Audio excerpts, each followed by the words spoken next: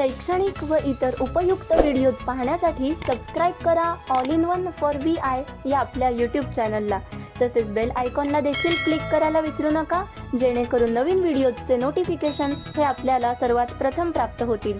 Video आवडल्यास व्हिडिओला like व आपल्या मित्रमैत्रिणींसोबत आणि नातेवाईकांसोबत शेअर करायला सुद्धा विसरू नका. नमस्कार, मृण्मयी जोशी बोलते आहे. आजच्या मराठी व्याकरणाच्या पाठात आपण क्रियाविशेषण अव्ययांविषयी शिकणार आहोत.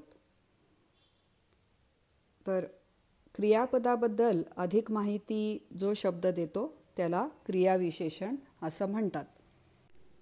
क्रियापदाबद्दल अधिक माहिती सांगणाऱ्या अविकारी शब्दांना क्रियाविशेषण अव्यय असं म्हणतात.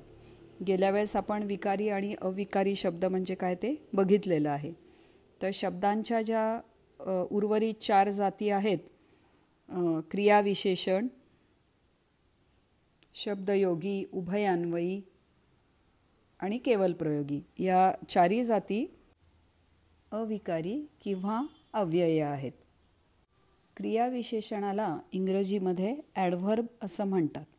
म्हणजे वर्ब अर्थात क्रियापदाबद्दल अधिक माहिती देणारा शब्द म्हणजे ॲडव्हर्ब, क्रियाविशेषण.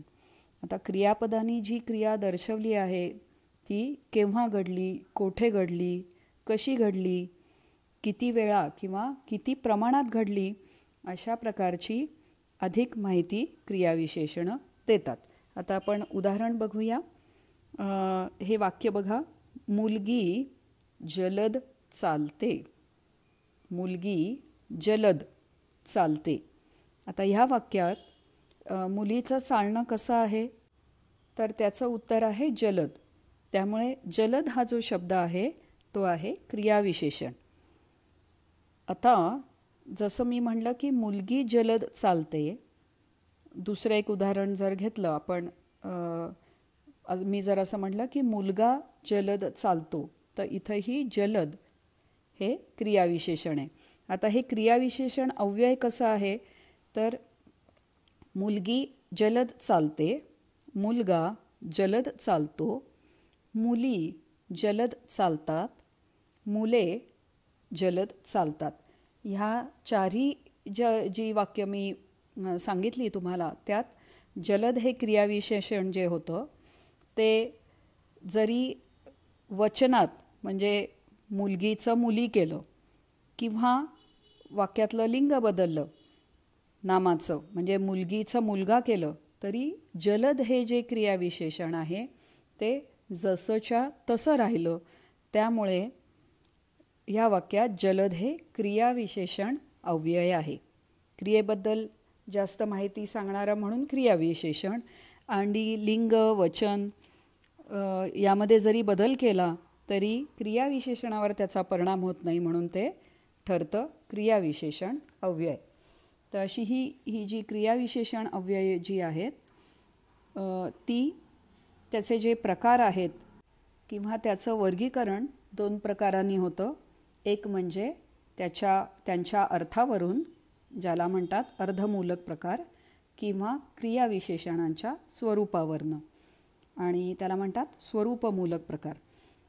हे जरा जास्त खोलात जाऊन मी सांगते, पण मुळात आपण सध्या क्रियाविशेषणांचं फक्त त्यांच्या अर्थांवरनचे जो प्रकार आहे त्यातले जे विविध उपप्रकार आहेत तेवढेच फक्त बघणार आहोत. म्हणजेच क्रियाविशेषणांच्या अर्थावरनं कुठले प्रकार असतील, तर ते आहेत कालवाचक क्रियाविशेषणं, स्थलवाचक क्रियाविशेषणं, रीतिवाचक क्रियाविशेषणं, संख्यावाचक किंवा परिमाणवाचक क्रियाविशेषणं आणि प्रश्नार्थक क्रियाविशेषणं अव्यय. तर हे सगळे उपप्रकार आपण बघणार आहोत. तर आज आपण त्यातील कालवाचक क्रियाविशेषण अव्यय म्हणजे काय ते बघूयात.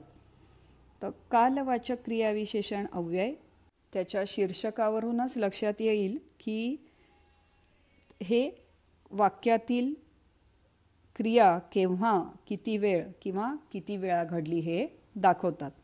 याला इंग्लिशमध्ये ॲडव्हर्ब्स ऑफ टाईम असं म्हणतात. तर कालवाचक क्रियाविशेषण अव्यय एक वाक्य घेते. उदाहरणार्थ, काल शाळेला सुट्टी होती. काल शाळेला सुट्टी होती. या वाक्यात काल हे जे अव्यय आहे हे आहे क्रियाविशेषण अव्यय.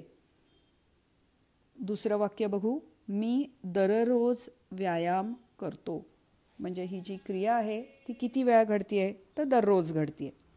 त्यामुळे हे आहे कालवाचक क्रियाविशेषण अव्यय.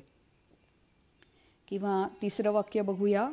पूर्वी शिक्षक पागोटे घालत. पूर्वी शिक्षक पागोटे घालत. तर या वाक्यात पूर्वी हे पण वाक्यातल्या क्रियेचा काळ कुठला आहे हे दाखवतं. त्यामुळे हे आहे कालवाचक क्रियाविशेषण अव्यय.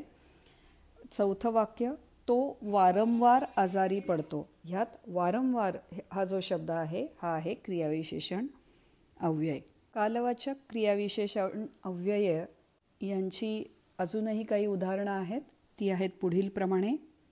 आता, आधी, सध्या, परवा, लगेच, दिवसाचा, रात्रीस, नित्य, सदा, आजकाल, तसंच वारंवार, पुन्हा पुन्हा, दररोज, सालोसाल ही सर्व कालवाचक क्रियाविशेषण अव्ययांची उदाहरणं आहेत.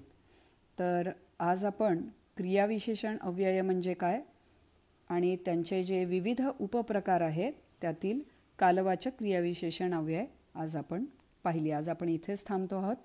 धन्यवाद.